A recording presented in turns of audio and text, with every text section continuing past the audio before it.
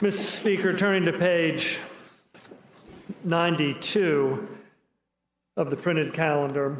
Next up is House Bill 1558, a bill to amend and reenact several sections of the Code of Virginia relating to electric utility regulation, a grid modernization, energy efficiency program, schedule for rate review proceedings, transitional rate period, energy storage facilities, electric distribution, grid transformation projects, wind and solar generation facilities, coal combustion by product management, pilot programs, undergrounding electrical transmission lines, fuel factor bill credits, rate adjustment clauses for major unit conversions, rate reductions attributable to changes in federal law. The bill was reported to committee on Commerce and Labor with a substitute. And, Mr. Speaker, there also are floor amendments offered, a set of floor amendments offered by Delegate Toscano. There is a floor amendment offered by Delegate Rasool, and there is another floor amendment offered by Delegate Toscano. The delegate from Scott, Delegate Kilgore. Mr. Speaker, I would move that we adopt the committee substitute. Shall the committee substitute be agreed to? All those in favor say aye. All those opposed, no. The committee substitutes agreed to. Delegate Kilgore, well. Let's see. How are we going to take?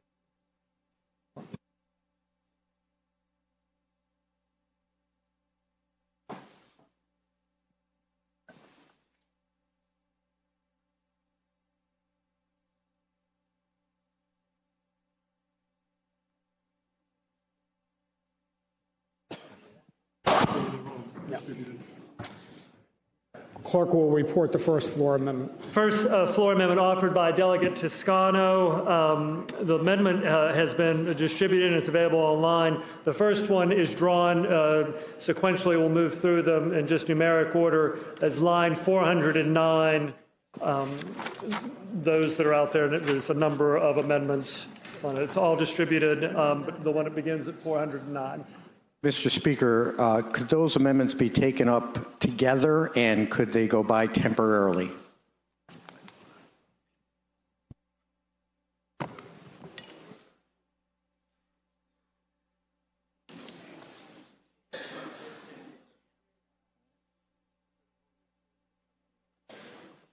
No, it's not.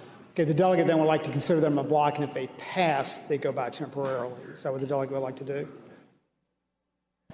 Mr. Speaker, I'd like to first ask if that amendment be passed by temporarily, and then when it comes up, we can take it up as a block, because there are a lot of them, and there are a lot of line numbers, and okay. So I ask that it be taken by temporarily. Okay, the motion is to take the amendment by temporarily. Okay, all those in favor of that motion signify by saying aye. All those opposed, no. Okay, that is taken by temporarily. Mr. Speaker, the next floor amendments up are the ones offered by Delegate Rasool to the committee substitute that's been adopted. That amendment, there's one. It has been distributed. It is available online. The delegate from Roanoke City, Delegate Rasool, and since we're going to have a lot of amendments, et cetera, if everyone doesn't mind hitting their speak light, it sort of helps me with your county, et cetera. So the Delegate Rasool. Thank you, Mr. Speaker. If this floor amendment could go by temporarily. Okay. All those in favor of Delegate Rasool's floor amendment going by temporarily signify by saying aye. All those opposed, no. Okay, that goes by temporarily. Yes, sir.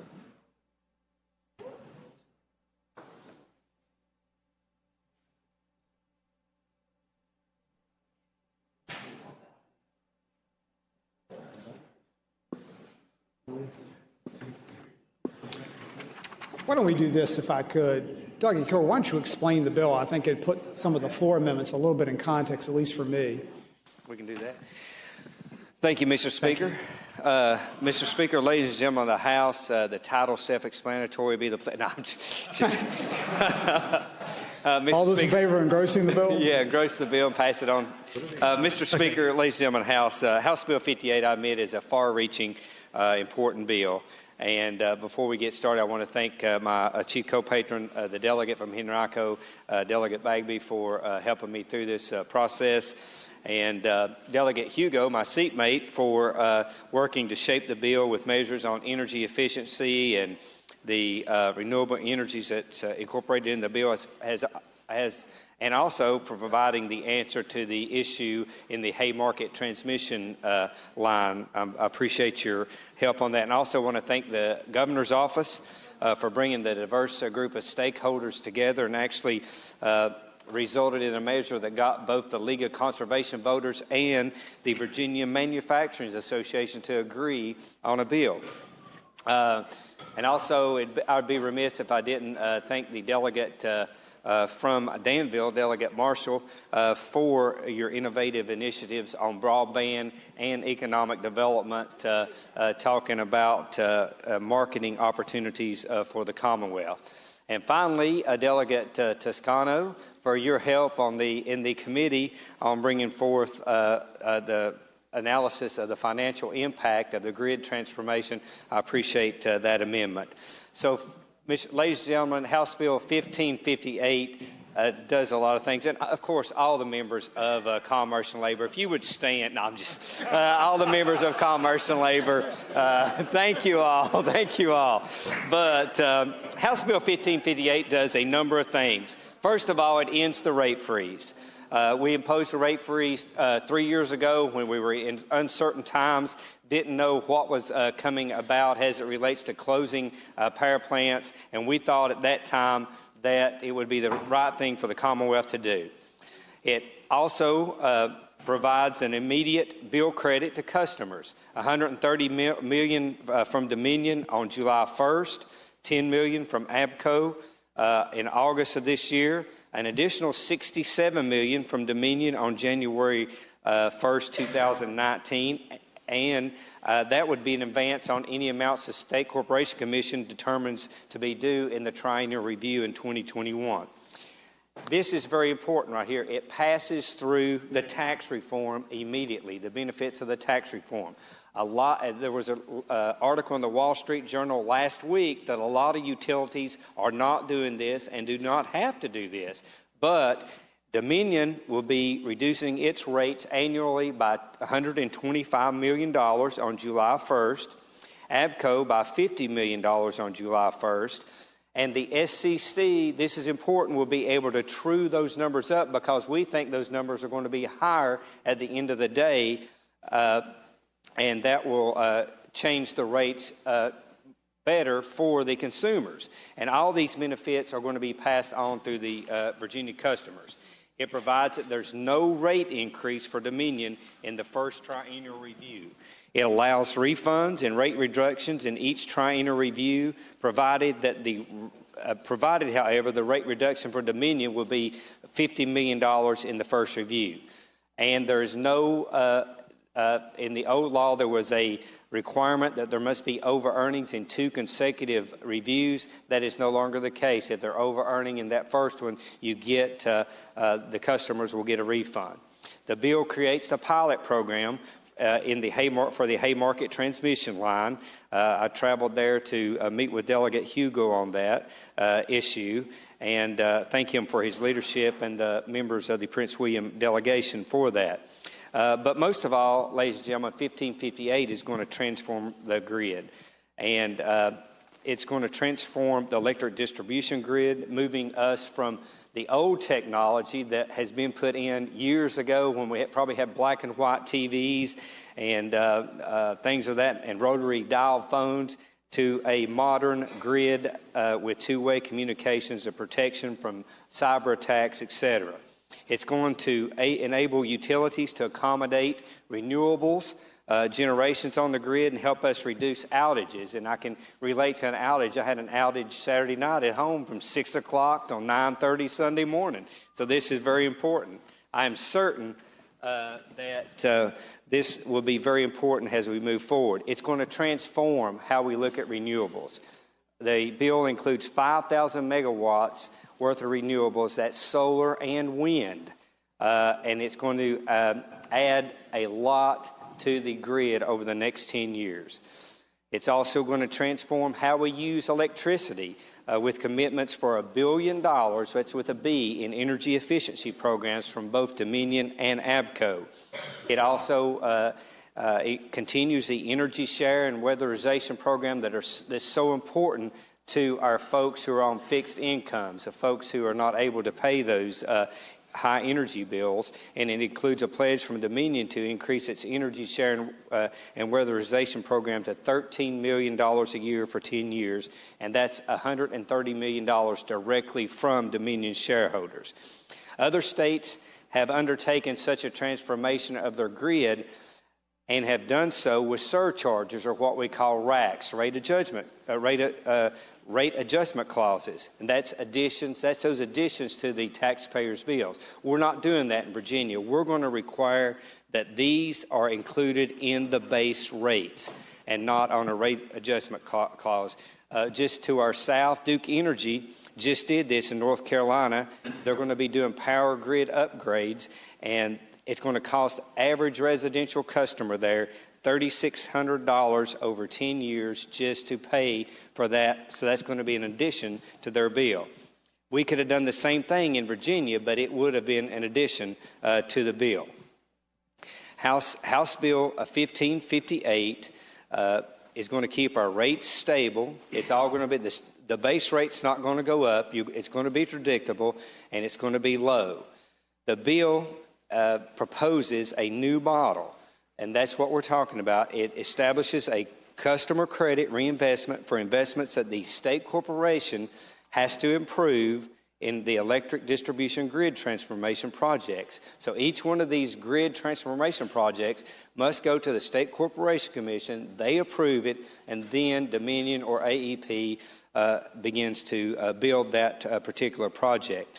The capital invested in these projects becomes part of the utilities assets without any change in base rates. And in fact, the bill expressly prohibits any increase in base rates based upon such investments. In the triennial review, if the utility has made sufficient investments to offset the 100% of the amount it earned in excess of its authorized rate of return, 70% of those earnings are not eligible for refund to customers, nor may the utility retain its 30% share.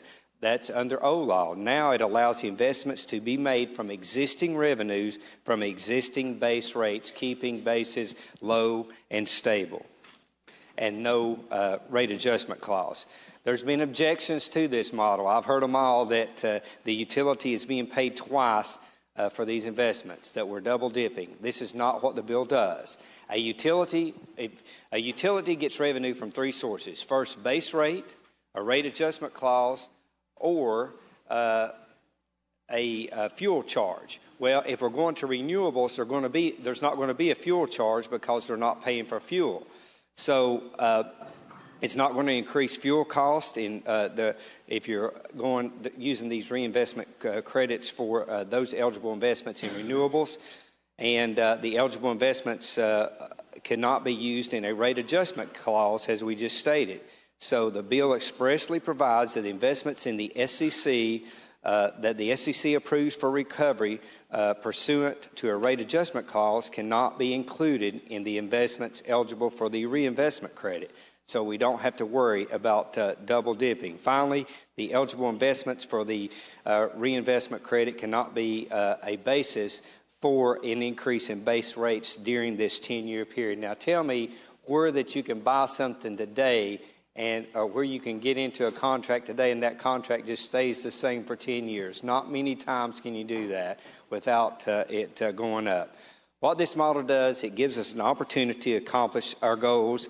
First of all, to improve the grid without adding to Virginia's bills.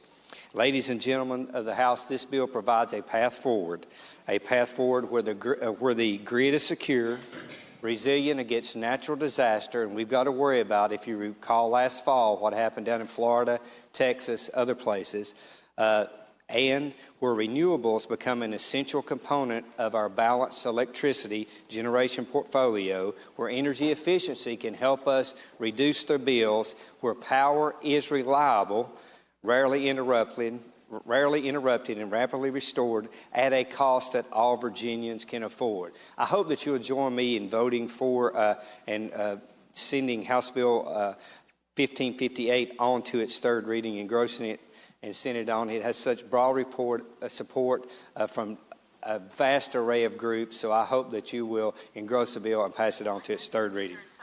Let's get back to the floor amendments. If the clerk will report the next floor amendment. The last set of floor amendments, Mr. Speaker, offered by Delegate Toscano, they're the ones that begin at line 1009. They have been distributed and are available online. The delegate from Charlottesville, Delegate Toscano, explain his floor amendment. Thank you, Mr. Speaker. Ladies and gentlemen, House, in explaining this amendment, I first of all want to thank the 60 or so members of this body who helped me put together this amendment. And I would like to also commend the gentleman from Scott for doing all this work on this bill, because this is probably one of the most significant pieces of legislation we'll consider certainly this year and maybe over the next 5-10 years. I mean, it really is significant, because there's no doubt that we're going to have to transform the grid in fundamental ways, and the utility models that are out there are probably not suited for the next couple of decades. So it's very important that we get this right. There's a lot that is good in the bill, particularly the emphasis on renewables and the investments in weatherization and efficiency. But one of the things that concerns a lot of people is this so-called double dip. Now, this is pretty complicated stuff. When we get into a world of complicated stuff, we sometimes go to our experts. And one of our experts is the State Corporation Commission. Now, Dominion takes the position, and I think utilities take the position that there is no double dip in this bill. There are other groups out there who say that there is a double dip in this bill. So let's clarify it by this amendment that you have before you. If there isn't a double dip in the bill, passing the amendment will clarify that fact. If there is a double dip in this bill, passing the amendment will fix the problem. So who are the experts who are telling us that there is a double dip? Well, it's the State Corporation Commission. These are the people that we empower with giving us information about how rates impact consumers. And the way they put it is very clear. They say, and I quote, suppose that the utility invests $200 million in new grid transformation, something we have to do. Say it's smart meters, resiliency, good things. And that utility investment costs $200 million. Now, and then the utility is found to have over-earned or over-recovered $200 million in a subsequent rate case. The utility keeps the $200 million in over-earnings to pay for the project, but still adds $200 million in new capital assets to its books. So you see what's happening. It takes the $200 million and invests it in a capital asset. Why is that important? Well, it's important because the utility gets a return on its investment, a return on its capital asset, 10%. That is part of the double dip.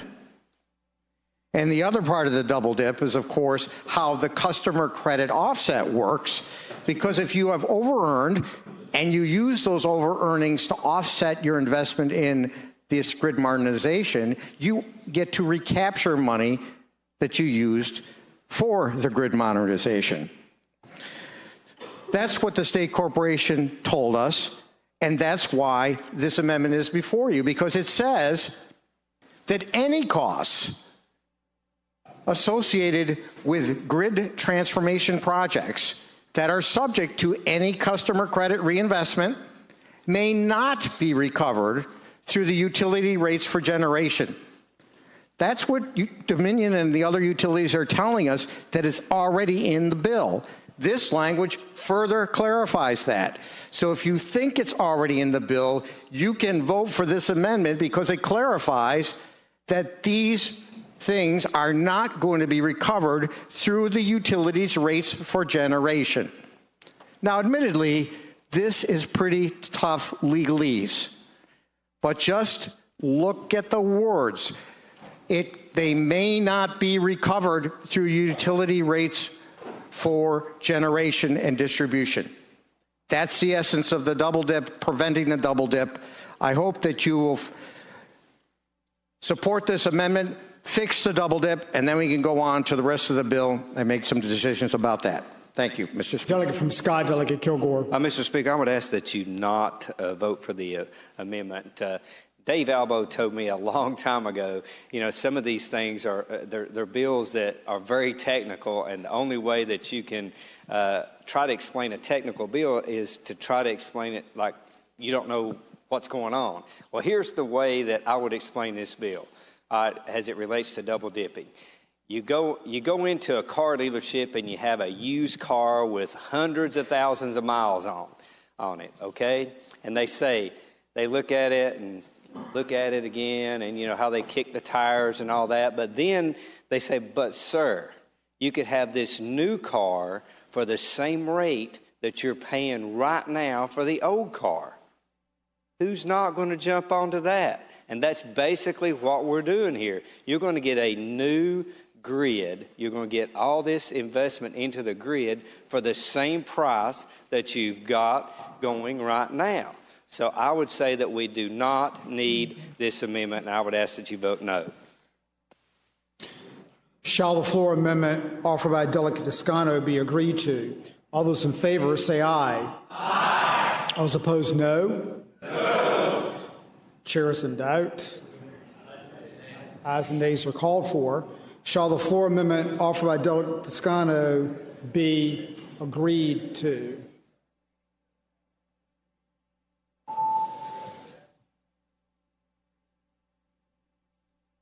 Clerk will close the roll. Ayes 55, noes 41, abstentions 2. Ayes 55, noes 41, abstentions 2. That amendment's agreed to. Clerk will report the next floor amendment.